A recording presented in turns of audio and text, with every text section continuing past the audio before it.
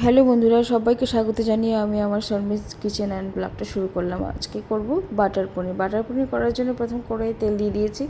তেলে ফোড়নে দিয়েছি মেথি, শুকনো লঙ্কা, তেজপাতা, আর মশলাতে দিয়েছি কাজু বাদাম বাটা, আদা আর কাঁচা লঙ্কা বাটা। তারপর দিয়ে দিয়েছি হলুদের গুঁড়ো, নুন দিয়ে দিয়েছি। তারপর একটু নেড়ে তারপর একটু চিনি দিয়েছি হালকা। তারপর একটু লালচে লালচে ভাব হলে এবার পনিরগুলোকে হলুদ আর নুন দিয়ে মেখে কড়াই দিয়ে দেবো।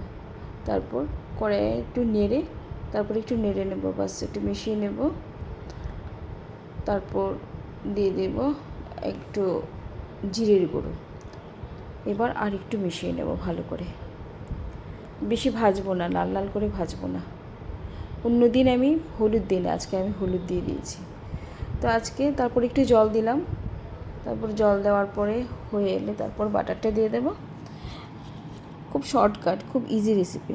তারপর গরম মশলার গুঁড়ো দিয়ে দিয়েছি আর একটু দিয়ে দিয়েছি। তারপর কসুরি মেথি দিয়ে দিয়েছি। তারপর একটু ভালো করে সেদ্ধ করে একটু জলটা যখন শুকিয়ে আসবে বাস হয়ে যাবে। তারপর নামিয়ে দিয়েছে, বাস হয়ে গেল। সবাইকে বন্ধুরা অনেক অনেক ধন্যবাদ।